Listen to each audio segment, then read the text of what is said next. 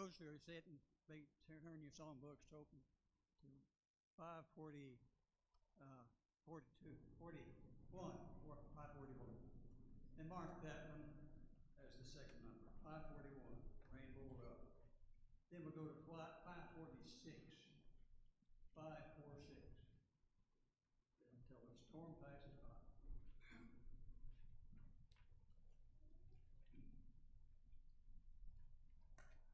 In the dark of the midnight, I have loved in my face, while the storm comes above me, and there's no hiding place. Mid the crash of the thunder, precious Lord, hear my cry, keep me safe, till the storm passes by, till the storm passes over. Till the storm shall no more, till the clouds roll forever from the sky. On the ground let me stand, and the hollow of your hand let me sing, till the storm passes by. Many times Satan whispered, there's no need to try. For there's no end to sorrow, there's no hope by and by. But I know thou art with me, and tomorrow I'll rise, where the storms never darken the sky. Till the storm passes over, till the thunder sounds no more, till the clouds roll forever from the sky. On the hand let me stand, and the hollow of thy hand keep me safe till the storm passes by. With the long night has ended, and the storms come no more, let me stand in thy presence on that bright, peaceful shore, in the land where the tempest never comes. Lord, may I dwell with thee when the storm passes by, till the storm passes over, till the thunder sounds no more, till the clouds roll forever from the sky. On the hand let me stand, and the hollow of thy hand keep me safe till the storm passes by.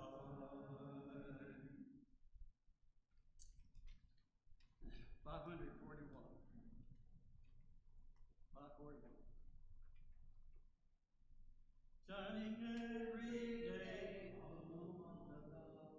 there's a rainbow of love on the land and sea. There's a rainbow of love. The rainbow shining with golden lightning. It's always morning. You have no bound. The clouds that gather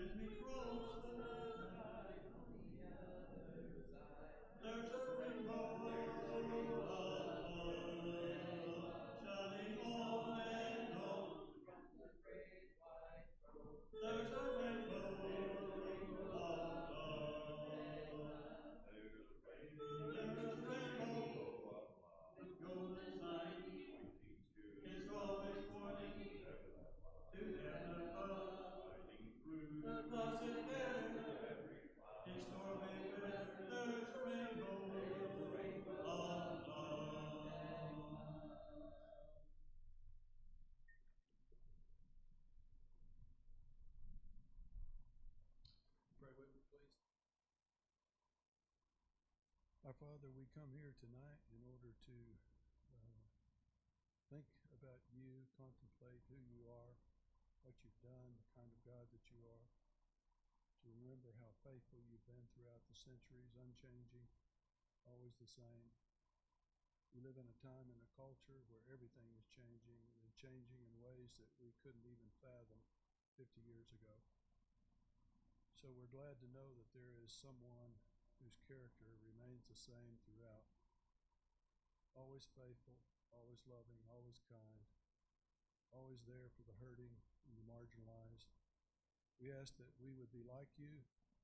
We ask that you would help us to learn to suffer with others, to learn the difficulty of suffering, to learn that we're called to suffer, and to suffer in a way that might bring honor to you and show the world that having a relationship with you ultimately is the only thing that really matters, come what may.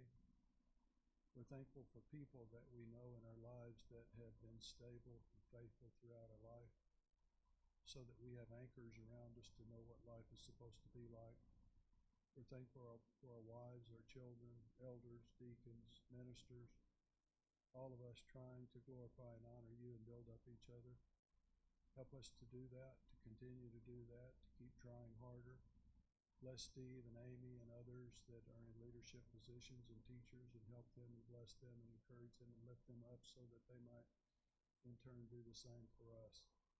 Thank you for the body of Christ. Thank you that we have you as our God.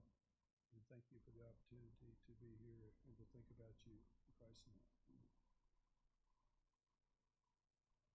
I just realized I didn't get a mic from you.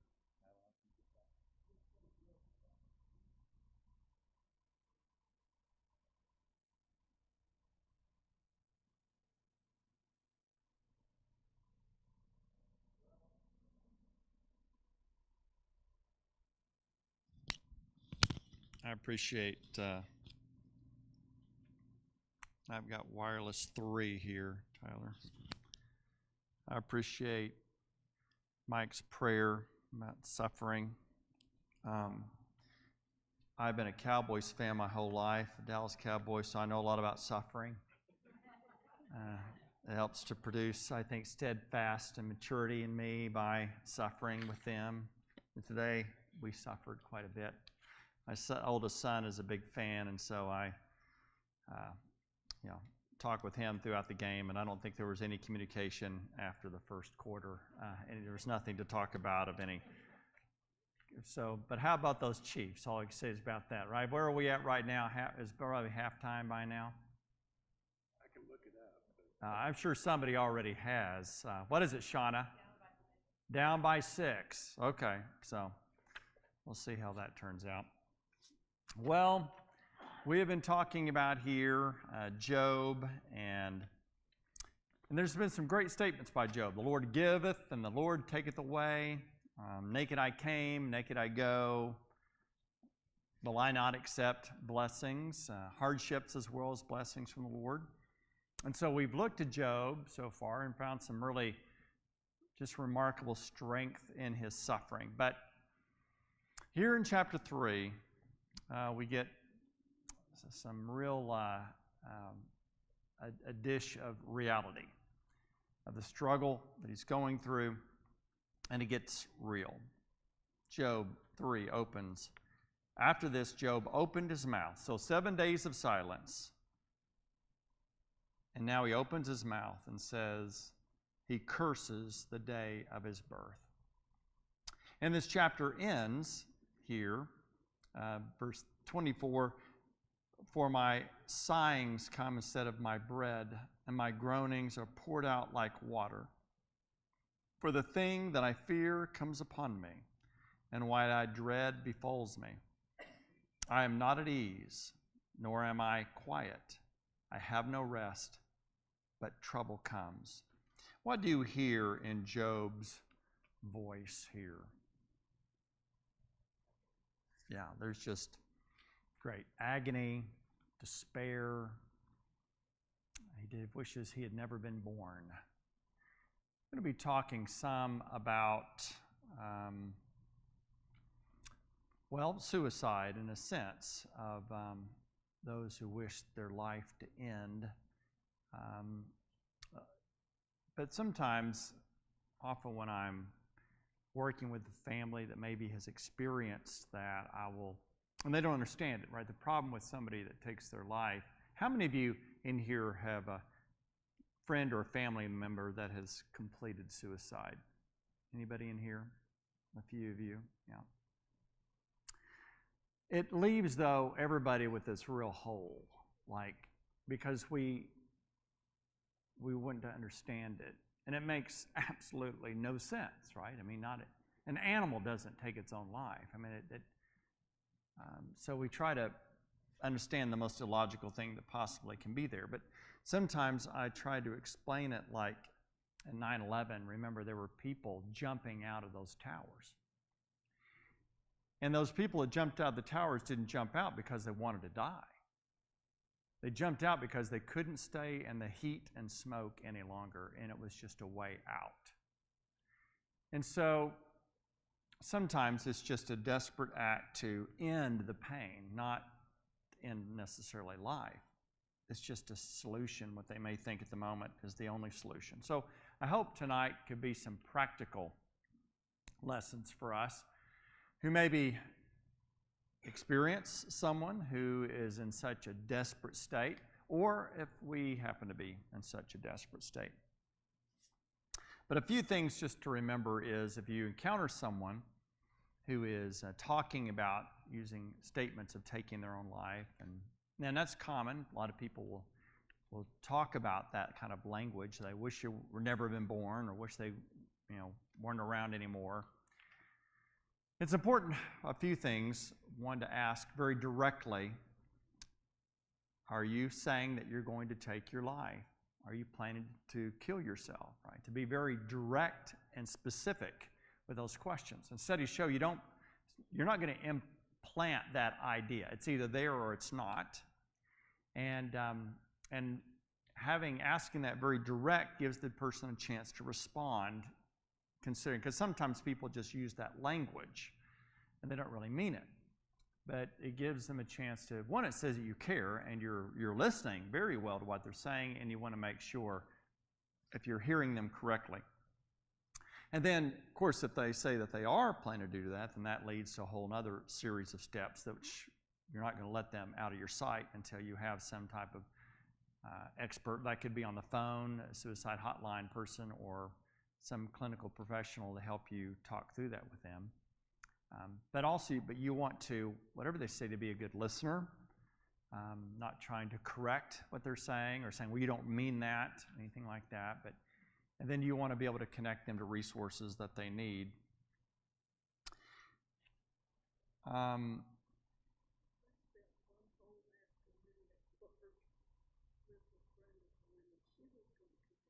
Really?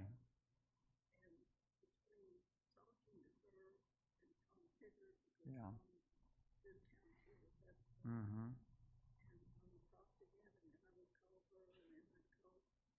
Yeah.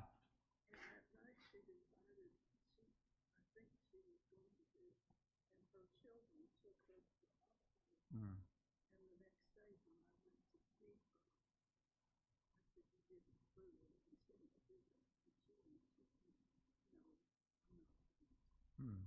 So Nancy was talking about how she had that experience with somebody, but she knew she was over her head and needed to get a professional, and she did, to be in that conversation. That's very important. Jim?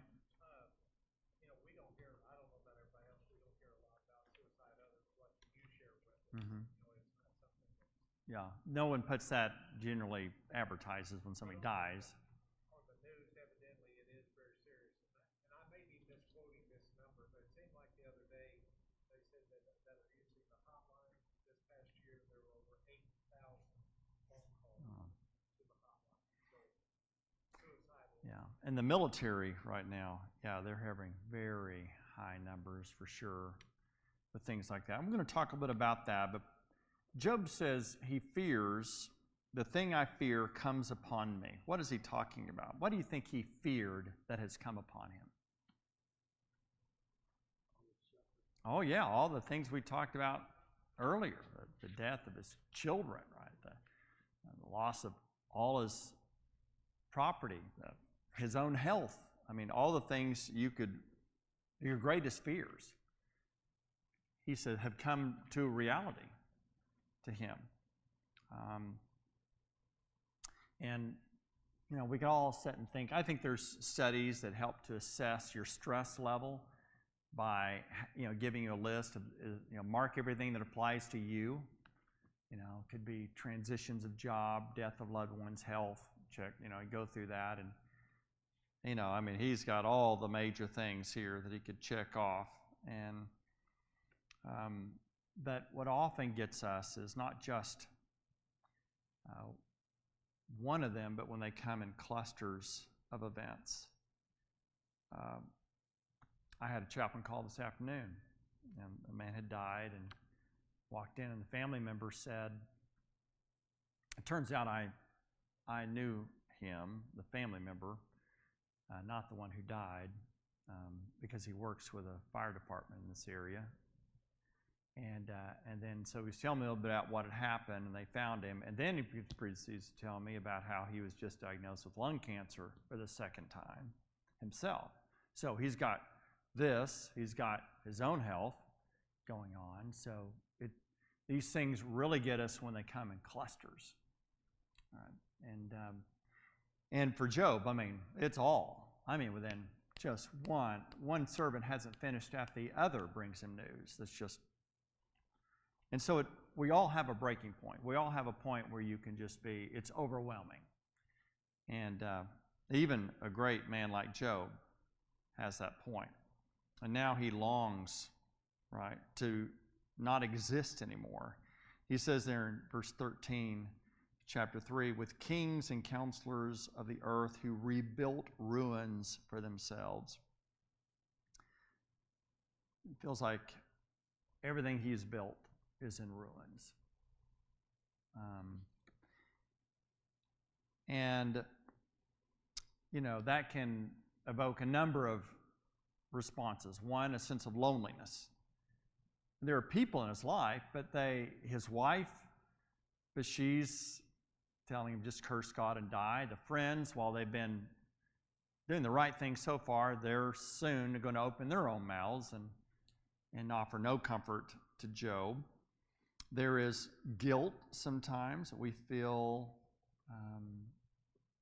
shame or guilt over something that's happened. That can be incredibly weighty. In the military, there's a thing called the moral wound. And they found out that, and this has now been translated in, I see it sometimes with responders, where you feel like something happened that you have some blame in that. So, for example, there may be a child drowned, and firefighters are responding, and they got the wrong street, ended up having east and west, and went the wrong direction. And then while it only cost them, a minute maybe, it wouldn't have probably made a difference to the child living or dying. In their mind, it became a moral wound. They contributed to the tragedy. And when that happens, that is overwhelming. In the military, friendly fire, for example, is one of the worst scenarios where you hurt some of your own people or innocent people in what's happened. That's weighty. In Scripture, Judas will hang himself over the guilt of what he did.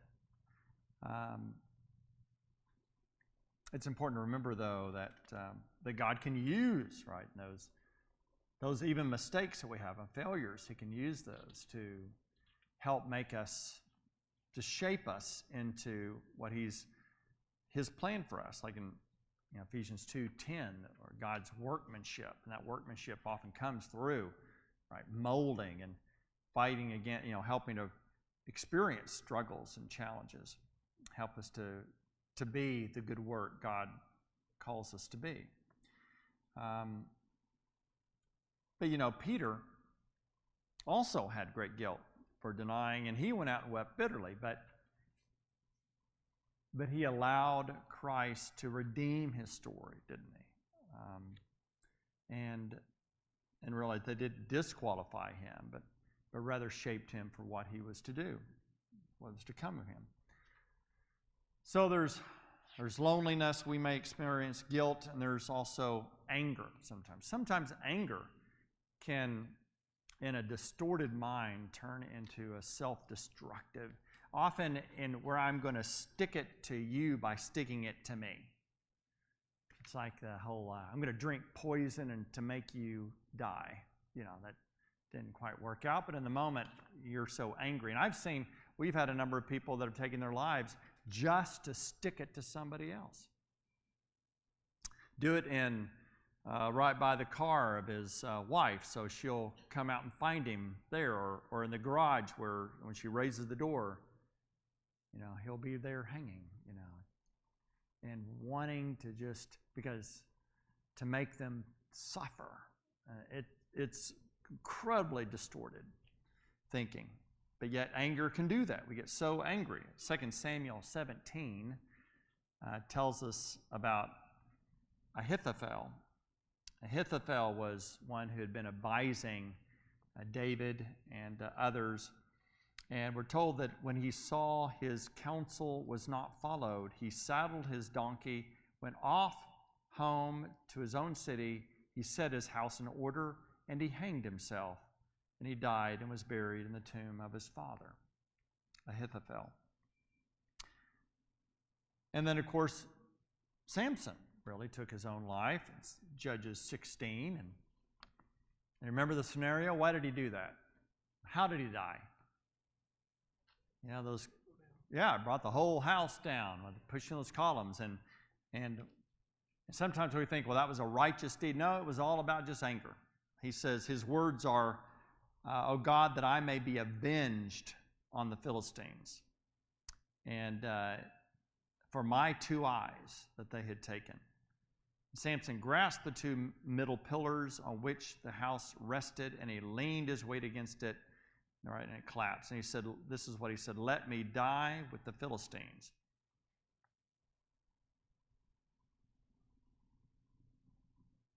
And so, again, Job is clearly angry, frustrated, all of those things right now, and just great despair. Now, verse 20, Job 3 says, why is light given to him who is in misery, and life to the bitter soul? Why does God just allow him to keep living with all that's going on?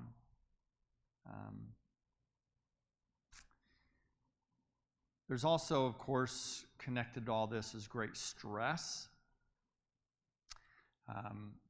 There's another story in 1 Kings 16 about one of the kings of Israel. 1 Kings 16:18, Zimri. When Zimri saw the city was taken, he went into the citadel of the king's house, and he burned the king's house over him and died. Well, that's really in a bad state when you burn yourself up, right? And that's what Zimri does. Saul, though, will, we see in biblical accounts when they're under attack, and in this period, for example, the Philistines are overtaking them, and he's afraid that they're going to take him and torture him, humiliate him, and then kill him. And so he asks his armor bearer to take his life, but the armor bearer was afraid to do that, so we're told that Saul took his own sword and fell upon it. So that's how Saul died, taking his own life also.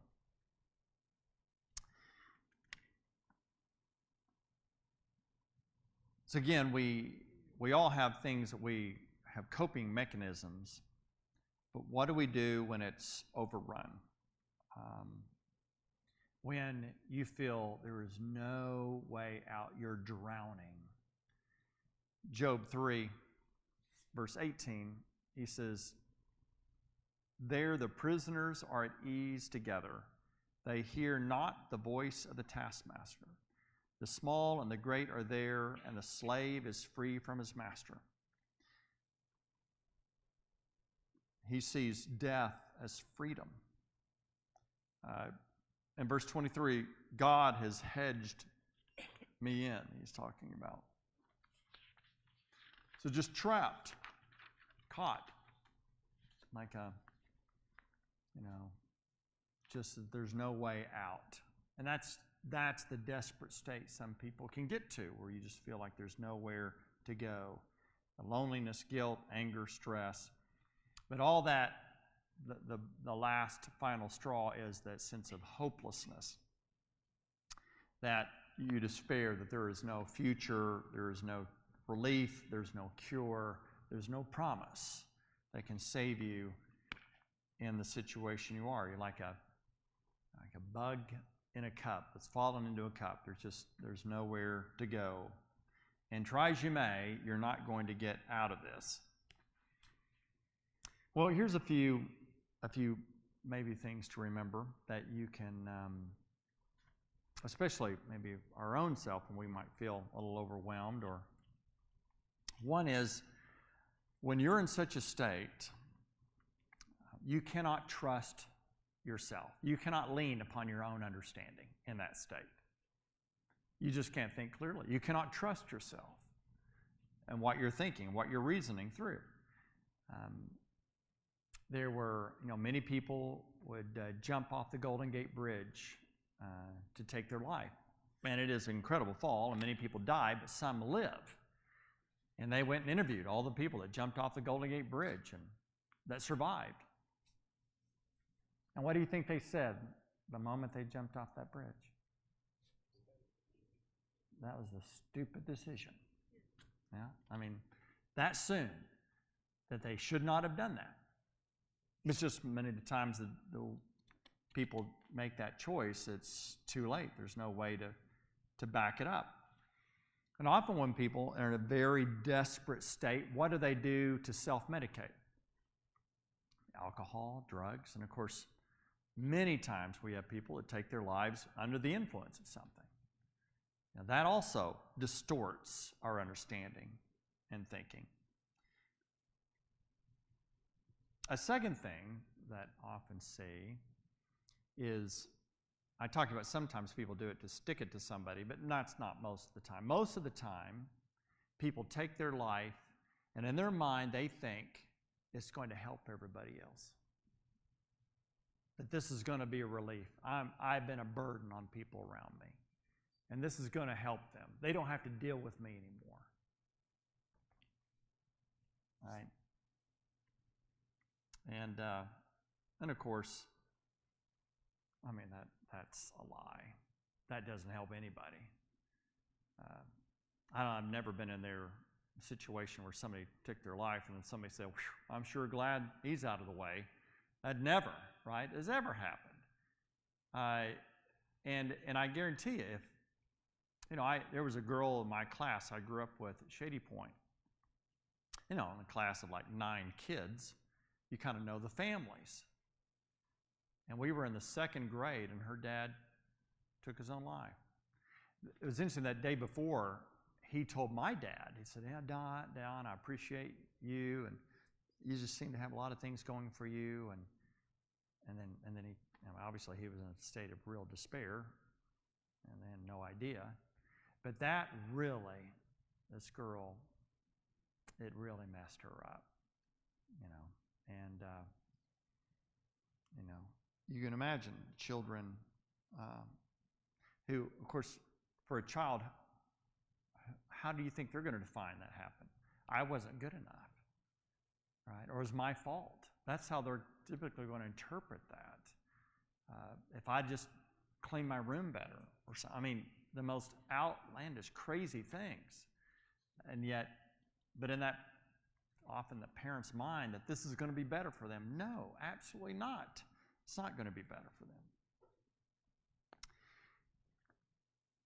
But often it comes down to this this fallacy of thinking that it's, either or, that if this happens, then there's no way, then that's going to happen. If that person leaves me, I'll never have love again. I'll never know love again. If I lose that job, then I'm done for. I'll never have, be able to make a living again. You fall into these, and some people are more prone to this, but these just strong, sweeping generalizations that, right, are almost always lies. Here's a list of some things I want you to maybe ask yourself, or maybe you ask somebody else that you might be thinking is kind of dealing with some depression right now. So it is these things sound familiar. Okay, first of all, you have no interest in things that you used to like, that you used to like to do. The things that you used to enjoy, you have no interest in those anymore. Second, you have trouble concentrating, unlike what you had before. Third, you just have no energy. 4, you can't seem to get anything done at work or school or wherever it may be. You just can't get anything done. 5th, your willpower and ambition is flatline. You just don't desire to do anything. And finally, you have no interest in food, fun, intimacy, being with friends. There's just no interest anymore. That's kind of a description of some serious depression issues. Now, I should note, there's kind of 2 different categories of depression. There's a situational depression, and that's what Job's dealing with, right? Understandably, all the situations that have happened to him, and sometimes those things come and experience, and it could just put you in a depressed state because of the situation that you're in. But then there's also clinical depression. And clinical depression, it may not have anything to do with situations, might add to it, but it's a pervasive experience that's going on, and you're probably going to need some more, time won't necessarily heal that. So it's important to note that with situational depression, time often will. It's a season, it's a winter, and spring will come. But clinical depression, that can be something that you really have got to have some counseling, maybe even medications can help deal with some chemicals that are not right in your brain. I mean, other things are there that may need some help addressing that. But note that no matter what it is, there are things that can help. And I think that's, whether that's you or somebody you know, that I think they just need to know there are options on the table still. You may tell yourself that there aren't, but there are options. And many people have been through these types of experiences and make it to the other side. I think I've told you all the story, most of you, about the old farmer and who had all his wealth was tied up into this one prize, workhorse. And storm came that night, and horse, broke through the fence and ran away. And his son said, "Oh, no, all is lost. Our horse is gone." And the old man said, "Well, yeah, we'll see about that." Well, a couple nights later, a horse came back with 5 mares. Puts them in the pen. The son said, "Wonderful, now, how wealthy are we?" And he said, "We'll see." Son went out to break the horse, and the horse bucked him. One of the new mares bucked him off, and he broke his arm. He said, "Oh no, I'm not going to be able to help you work. All is lost." And he said, "Yeah, we'll see," right? And next day, army king says some of his army commanders and some soldiers there, and they said, we're requiring all able-bodied men to come with us to go to war. And he looked at the son and said, "You can't go because you got a broken arm." Point of the story, right, is when we look back on our own lives, how many times have we saw things and thought, Oh, that's it. That's horrible. There's no coming back from that one. And yet, blessings come. And then on the other hand, there's some things we thought, wow, blessing, and it turned out to bite us pretty bad, right? So it is difficult until much further down the road to assess clearly what are the blessings, right, and what are the curses. Anybody have any other comments or thoughts or anything like that? So,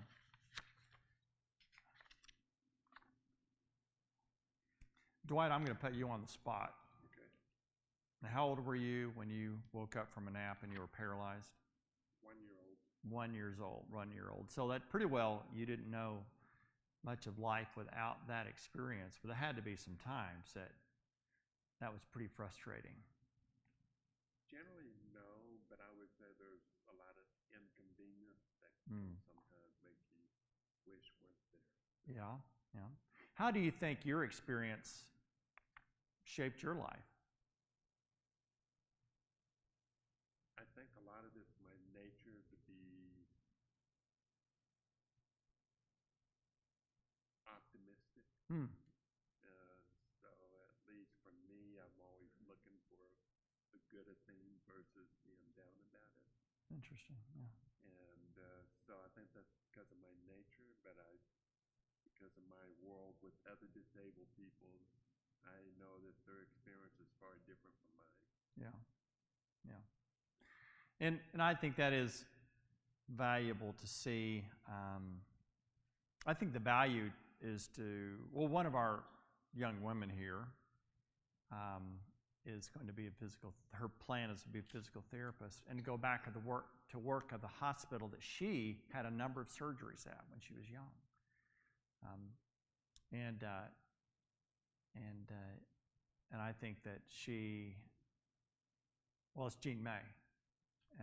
Jean May Schnockenberg, whose ears are removable because she didn't have any ears, so they're magnetically attached. But I was just thinking about her when the child ward and child in there and having to have something like that done, her be able to show, her that she's been there, and that you can come through that and you can become, this person that helps other people and things like that. I mean, there's something from our experiences that can help shape us if we're open to it.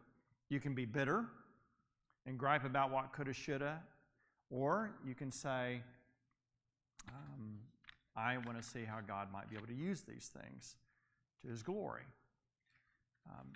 But until, the tree has fallen, can you really know how tall it was, right? Or the fruit that it bore. We know how Job's story ends. Well, I can Yep, add go ahead. to that, just so Yeah. that you know, since you asked me. I'm also profoundly hard of hearing, Okay. and I have a cochlear implant. Prior to the cochlear implant, it was very hard for me to have an extended conversation with people. I see.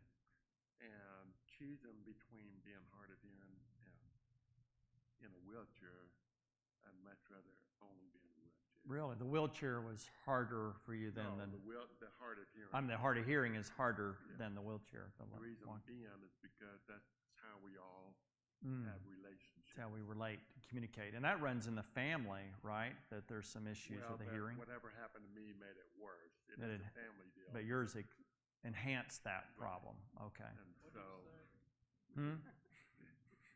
but I will say that being hard of hearing has made it difficult. Yeah. Because you feel isolated. Interesting. That's interesting because it's the relational. There are certain things that impact you relationally more. Yeah. Deborah? It's also the way you learn is more through your ears than your sight. But someone at a school that he went to temporarily, at first they thought he might have been retarded, and then they figured out, no, he's actually ahead. He just couldn't hear. They didn't know he couldn't hear. But someone either at that school or a social worker had told my mother that he is the most normal, not disabled, what'd you say? Most normal disabled person that they knew. Never And seen, so. And I would say my mother had a big part in that and how she dealt with whatever, because we lost our dad also, two of them. And the way she handled that made us feel safe and normal Yeah. in spite of all of that, because of her faith in God. She sat us all down and said, we're going to be okay. God's going to take care of us. And the fact that she remained strong and led us with our emotions Yeah. that everything will be okay, that's what we believe. Yeah.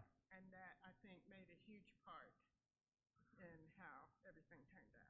I would like to take some time and have you two tell a little bit of your story with all that experience and such. So, I will want to qualify that, and that's my mother. That doesn't have anything to say about what my siblings did to me. oh, I understand. Well, I want you can share about how they tortured you and added to your suffering. Promise not to bring that up. All right. Well, let me just end with this thought that, again, this has been pretty depressing, I know in many ways, but we know the end of the story, Job 42:12. The Lord blessed the latter days of Job more than his beginning. And he had 14,000 sheep, 6,000 camels, 1,000 yoke of oxen, 1,000 female donkeys. He had 7 sons and 3 daughters. And after this, Job lived 140 years and saw his sons and his sons' sons 4 generations. And Job died an old man, full of days. Here's our concluder.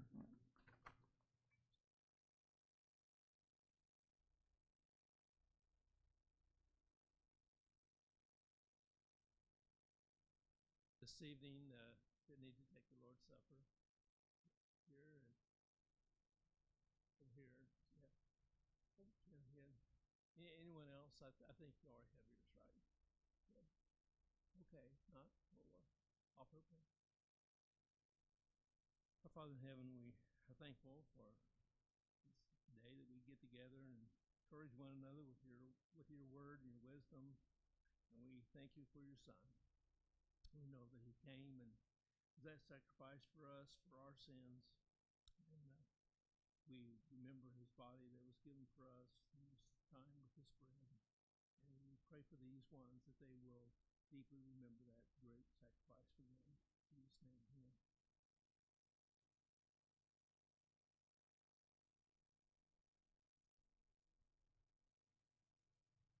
We know that your Son sacrificed and gave his blood for us to cleanse us from our sins.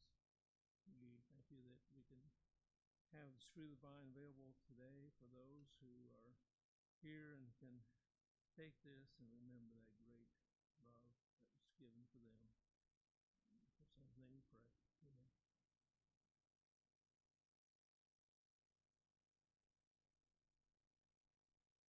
Just a few announcements. The auto maintenance ministry day is this coming Saturday, I believe, and so remember if you need to take advantage of that, remember to make preparations for doing that. And let's see. Also, this month they have the men's and ladies fellowship lunches. They're on Thursday. I guess that's this Thursday. See the bulletin for more information in case I don't have that day right. But take advantage of those, and I know I think the ladies have much better fellowship and way better food and conversation. But the men, we get together and we stumble through it, and we enjoy ourselves, and we don't talk about the ladies too much. But it's a good time to be together, and hopefully it's good fellowship for all of us. So remember to take advantage of that and sign up. I think usually they like for to sign up. I don't know, usually we get to the restaurant, they just stick us somewhere anyway, but if you can think of it, like sign up for that. Is there anything else we need to see? I didn't mention Mickey Van Ness has shingles and COVID, and I believe she's still struggling with that. Carrie's here tonight again. She's feeling better, not altogether better. We'll just have to ask her more about that and stand by. But anything else we need to mention? You will stand with me, and I'll lead us in closing prayer. Father, we thank you and for loving us, and for providing for us, and most of all for providing for our forgiveness and for our eternal home with you. We know that we may be depressed over many things that happen to us in this world, and sometimes we're depressed for no known reason that we know of. But we just pray that we can have comfort in the fact that you are provided for us, and we hope for that home with you in heaven. We pray for those who are sick, those who are recovering, those who are having therapy, and we just pray that this is going well for many that are in that situation, that they will be able to get back to their full function and their full duties and full relationships in life. We just pray for your blessings in many ways, and it's in your Son's name we pray all these things.